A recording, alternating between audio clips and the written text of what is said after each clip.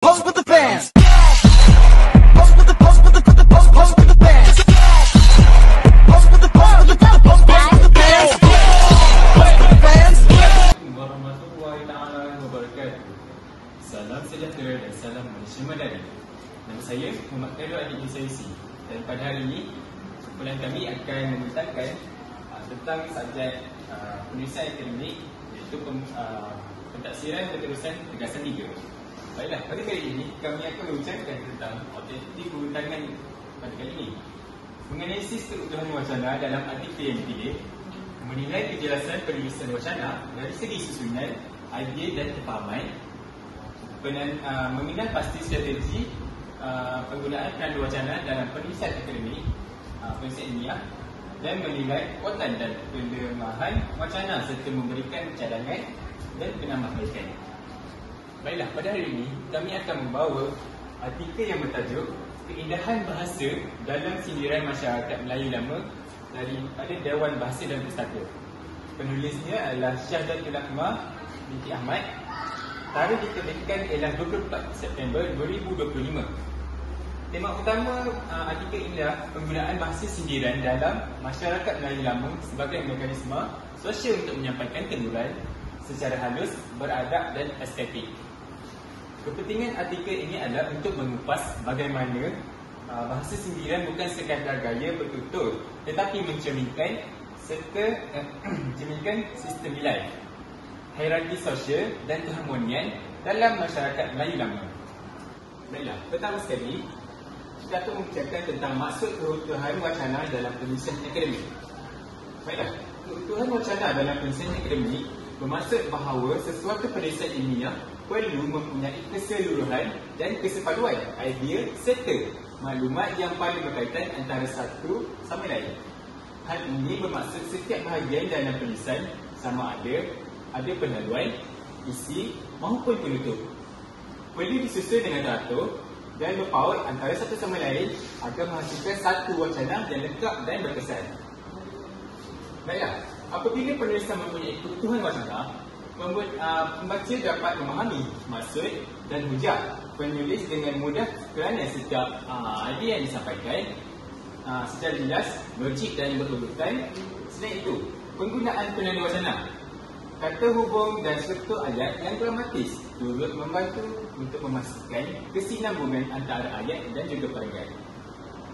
Sekali, secara keseluruhannya, keutuhan wacana menjadikan penulisan akademik bukan sahaja lengkap, malah dari segi isi tetapi juga padu dari segi penyampaian dan kefahaman, sekaligus mencerminkan tahap keilmiahan dan profesionalisme penulis. Secara mudahnya, keutuhan wacana bermaksud keseluruhan dan kesepaduan idea dalam bentuk teks. Dalam penulisan akademik, keutuhan ini sangat penting supaya setiap isi dan hujah yang kita tulis saling berkait, tersusun dan mudah dipahami oleh segenap pembaca. Baiklah, sekarang kita akan beralih kepada keutuhan semantik, makna dan hubungan idea. Definisi keutuhan semantik ialah keutuhan semantik merujuk kepada hubungan makna antara ayat, frasa dan perenggan yang menjadikan wacana mudah dipahami serta berterusan dari segi isi dan logik. Analisis artikel ialah penulis menggunakan hubungan sebab dan kesan untuk mengekalkan kesinambungan makna. Masyarakat Melayu tradisional menggunakan bahasa sindiran sebagai medium komunikasi halus untuk menegur tanpa menyinggung perasaan mana-mana pihak. Makna dihubungkan secara konseptual antara bahasa sindiran, alat dengan nilai kearifan tempatan. Tujuan. Baiklah, kedua pula, keutuhan leksikal, pilihan kata dan pengulangan.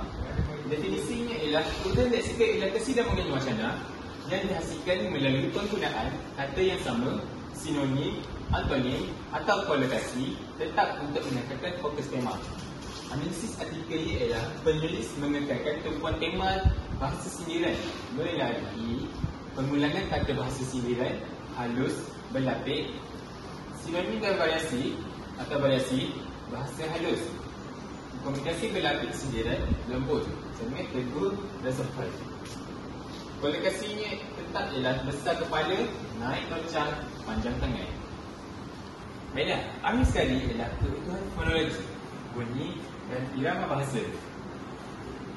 Definisi bagi kebutuhan fonologi ialah melibatkan pengulangan bunyi, rima, literasi atau asonansi yang mengekalkan keharmonian bunyi dalam teks. Dalam wacana akademik, berunsur budaya seperti aspek fonologi melalui peribahasa, pepatah dan sindiran berirama. Analisis artikel bagi kebutuhan fonologi ini ialah artikel ini menunjukkan unsur fonologi melalui peribahasa yang berbunyi, indah dan berirama. Sebagai contoh, masuk kandang kambing membek, masuk kandang kerbau menguak. Dan satu lagi, kerana pulut santan binasa, kerana pulut badan binasa. Okey, sekarang saya menerangkan tentang analisis kebutuhan wacana, iaitu cohesion. Okey, penanda wacana. Artikel menggunakan peralihan ayat seperti oleh itu, selain itu, walaupun, namun demikian untuk menghubungkan idea di dalam perenggan. Contohnya, masyarakat Melayu tradisional. Oleh itu, satu bentuk komunikasi halus. Yang kedua, rujukan kata. Contohnya macam penggunaan ini tersebut. Kolomel lebih tua, anak muda bagi menyambung rujukan terhadap subjek yang dibincangkan. Okey, seterusnya pengulangan kosakata dan sinonim. Kata kunci seperti sindiran, bahasa, teguran, keadaban, kearifan diulang untuk mengekalkan fokus tema. Sinonim juga digunakan, contohnya teguran secara tidak langsung, bahasa halus dan bahasa berlapis. Okey, terakhir kali, struktur perenggan. Setiap perenggan bermula dengan ayat pengenalan isu, iaitu hujah, kemudian contoh, kemudian akhir kali penutup mini ataupun kesimpulan. Contohnya, perenggan yang bermula dengan bahasa sindiran bukan sekadar alat komunikasi. Lepas tu, kemudian mereka huraikan ayat itu. Okey, seterusnya saya akan menerangkan tentang analisis kejelasan penulisan, iaitu coherence. Sama, pengenalan yang jelas. Artikel dimulakan dengan gambaran masyarakat Melayu lama, nilai tata sila, kemudian memasuki topik bahasa sindiran sebagai mekanisme sosial. Okey, seterusnya penyusunan idea yang logik. Idea berkembang daripada yang belum sekali dia orang menerangkan tentang nilai masyarakat Melayu lama. Seterusnya mereka menjelaskan persoalan kenapa teguran secara langsung kurang sesuai. Okey, seterusnya bahasa sindiran sebagai alternatif. Kemudian elemen-elemen dalam bahasa sindiran, iaitu kolokasi, pemilihan kata, isyarat bukan lisan. Okey, seterusnya hierarki sosial dan relevansi dalam konteks moden. Akhir sekali, pentingnya pemeliharaan nilai bahasa sindiran dalam era moden. Okey, semua ini dijelaskan secara berterusan. Mereka mengikut turutan yang telah disusun dalam artikel tersebut. Okey, sekali, gaya bahasa dan kosakata. Gaya bahasa dan kosakata yang mereka menggunakan ialah gaya formal namun tidak terlalu teknikal. Kosakata disesuaikan dengan khalayak umum. Contoh ayat, padanan kolokasi yang relatif dan tersirat. Bahasa sindiran dalam masyarakat Melayu lama memperlihatkan. Artikel penutup ataupun kesimpulan yang mengikat. Artikel menutup dengan seruan untuk pemeliharaan warisan bahasa sindiran sebagai sebahagian daripada identiti bangsa. Seterusnya saya akan menerangkan tentang kekuatan dan kelemahan wacana dalam artikel. Kekuatan yang terdapat dalam artikel tersebut adalah tema yang unik, iaitu mengangkat bahasa sindiran sebagai warisan budaya dan mekanisme sosial. Seterusnya, penggunaan contoh konkret, iaitu kolokasi, besar kepala, naik tocak, panas barai, batu api untuk menghubungkan bahasa dan makna sosial. Dan akhir sekali, analisis unsur bahasa bukan lisan, iaitu jaringan, isyarat tubuh, memberikan dimensi tambahan kepada wacana. Okey, seterusnya kita pergi kepada kelemahan artikel. Artikel tidak banyak menyertakan data empirikal atau kajian kuantitatif untuk menyokong dugaannya. Contoh kajian lapangan atau statistik. Seterusnya, sesetengah bahagian mungkin agak ringkas dalam huraian. Boleh diperluas dengan lebih banyak contoh moden atau perbanding. Okey, di sini saya memberikan sedikit cadangan penambahbaikan. Iaitu tambah kajian kes atau data empirikal untuk menyokong mudah tentang penggunaan bahasa sediran dalam masyarakat moden. Seterusnya, perbandingan silang antara generasi lama dan generasi muda untuk menunjukkan perubahan atau kesinambungan. Akhir sekali, penggunaan jadual atau infografik dalam pembentangan untuk memvisualisasikan kolokasi dalam dan makna tersirat. Okey, seterusnya saya akan menyampaikan tentang implikasi dan relevansi moden berkaitan dengan artikel tersebut. Yang pertama, bahasa sindiran sebagai warisan budaya perlu dikekalkan untuk membina identiti dan nilai masyarakat yang beradab. Artikel menekankan bahawa dalam era moden yang cepat berubah, nilai kesantunan mungkin terhakis jika mekanisme seperti ini dilupakan. Okey, seterusnya, dalam konteks pembelajaran, artikel ini boleh dijadikan bahan rujukan untuk modul bahasa Melayu yang mengajar santunan berbahasa serta analisis wacana perkara. Okey, baiklah, seterusnya saya akan menerangkan tentang kejelasan dalam penulisan. Ya, pertama sekali kita akan tengok kepada pengenalan kejelasan dalam penulisan. Kejelasan dalam penulisan merujuk kepada kemampuan pengarang dalam menyampaikan makna dengan cara yang mudah difahami, tepat dan tanpa kekeliruan. Tujuan pertama adalah memastikan pembaca dapat menangkap mesej, hujah dan fakta tanpa meneka atau memerlukan penjelasan tambahan. Dalam konteks akademik dan profesional, kejelasan meningkatkan kredibiliti penulis dan keberkesanan komunikasi. Okey, baiklah, seterusnya kita akan teruskan dengan konsep kejelasan dalam penulisan. Yang pertama ialah penggunaan bahasa komunikatif yang formal. Artikel ini menggunakan bahasa Melayu yang formal bersesuaian dengan penerbitan EBP. Penulis mengelak daripada menggunakan bahasa kiasan yang berlebihan atau gaya percakapan moden. Struktur ayatnya tersusun secara akademik tetapi masih komunikatif. Pembaca dapat menelusuri idea penulis tanpa kekeliruan. Sebagai contoh, ketika menjelaskan fungsi sindiran dalam masyarakat, penulis menggunakan frasa seperti bahasa menjadi alat komunikasi yang menzahirkan nilai dan adab masyarakat Melayu. Ungkapan tersebut ringkas, tepat dan menggambarkan nada dunia tanpa mengabaikan keindahan bahasa. Ini menunjukkan keseimbangan antara gaya bahasa dunia dan nilai estetik bahasa Melayu. Secara ringkasnya, penulisan artikel ini menggunakan penulisan yang seimbang. Dan seterusnya, konsep yang kedua iaitu penulisan secara objektif. Walaupun artikel ini menyentuh aspek budaya dan nilai moral, penulis tetap mengekalkan objektiviti. Fakta disokong dengan contoh daripada peribahasa, pantun dan perumpamaan Melayu, bukan sahaja berdasarkan pendapat pribadi semata-mata. Sebagai contoh, penulis tidak sekadar menyatakan bahawa masyarakat Melayu beradab, tetapi membuktikannya melalui perbandingan antara cara sindiran dalam masyarakat dahulu dan pendekatan komunikasi masa kini.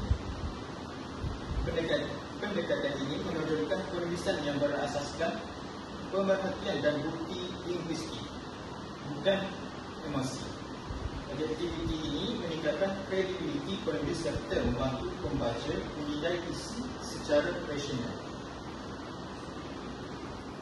Yang ketiga pula ialah penulisan ayat yang jelas. Ayat-ayat dalam artikel ini jelas dan mudah difahami walaupun membincangkan tema sastra dan budaya yang bersifat abstrak. Penulis menggunakan ayat sederhana dengan struktur subjek predikat yang bersusun secara baik. Istilah seperti sindiran halus, bahasa berlapis dan ungkapan penuh hikmah digunakan secara konsisten dan diterangkan maknanya melalui konteks. Penulis juga mengelak daripada ayat yang panjang atau berulang atau syarat dengan istilah sukar. Setiap ayat membawa satu idea utama yang menyokong topik perenggan. Hal ini menjadikan keseluruhan penulisan lebih mudah dicerna selaras dengan prinsip kejelasan dalam penulisan akademik. Jadi topik akhir sekali pada perbincangan hari ini ialah aplikasi kejelasan dalam penulisan akademik. Artikel tersebut mencerminkan ciri penulisan akademik yang jelas. Nada dan gaya ilmiah, penulis dengan nada yang neutral dan penuh penghormatan terhadap tradisi bahasa, sumber dan bukti. Walaupun artikel berbentuk umum, ia disokong dengan contoh warisan budaya menjadikan hujah lebih sahih. Dari segi ketepatan istilah industri dan budaya digunakan dengan tepat serta disertai konteks penerangan. Akhir sekali, struktur tersusun. Penggunaan perangkat berfokus menjadikan pembaca mudah mengesan dan mengesan arah perbincangan. Keseluruhannya, artikel ini merupakan contoh penulisan akademik yang baik yang memadukan kejelasan, kesantunan dan nilai budaya bahasa Melayu. Baiklah, konsep yang akhir sekali iaitu perkembangan idea secara logik, koheren dan kohesif. Koheren dan kohesif dalam konteks ini bermaksud kesinambungan idea atau isi yang tersusun dengan logik dan jelas dalam sesuatu penulisan atau pertuturan. Manakala kohesif pula bermaksud kelekatan atau hubungan antara ayat dengan ayat lain melalui penggunaan penanda wacana, kata ganti ataupun hubung yang sesuai. Okey, baiklah, artikel ini memperlihatkan aliran idea yang koheren dan kohesif.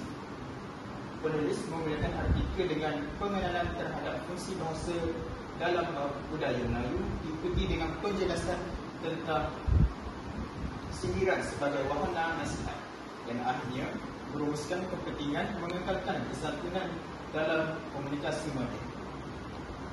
Setiap perenggan dihubungkan dengan baik melalui kata hubung dan frasa transisi seperti selain itu, oleh itu, dan hal ini menunjukkan bahawa ini menunjukkan kebutuhan struktur wacana menjadikan pembaca dapat mengikuti perkembangan hujah dengan lancar tanpa terputus makna.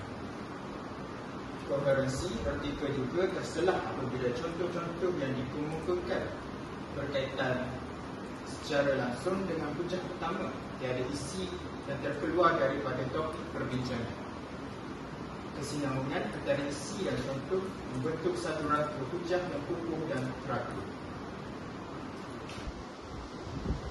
Jadi dengan berakhirnya topik sebentar tadi, maka berakhirlah perbincangan kami pada hari ini. Jadi kami berharap apa yang disampaikan oleh kami dapat difahami dengan jelas